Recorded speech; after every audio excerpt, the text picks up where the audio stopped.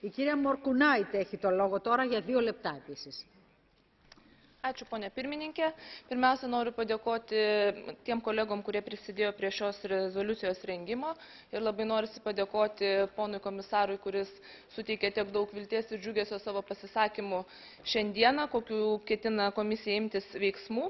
Ir iš tikrųjų tie nuogąstavimai, kad rezoliucija skubota, galbūt nepakankamai išieškota, aš visgi manau, kad tai yra Europos parlamento balsas ir žinia visuomeniai, tai yra žinia tarybai, tai yra žinia komisijai, ir nuo avarijos praėjo jau tikrai nemažai laiko, ir tai, kad bent jau dabar yra Europos parlamento balsas reiškiamas, manau, kad tai yra labai svarbu.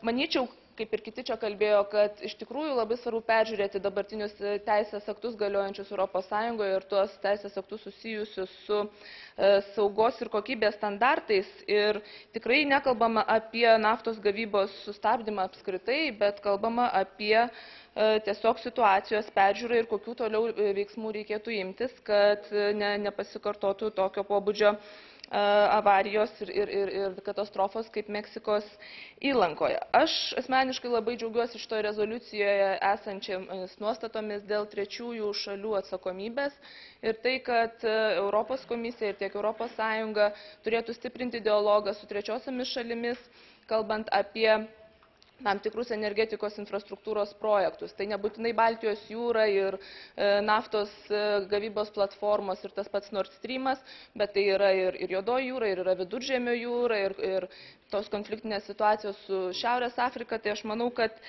tai, kad trečiosios šalys įtrauktos į šią rezoliuciją, yra labai svarbu.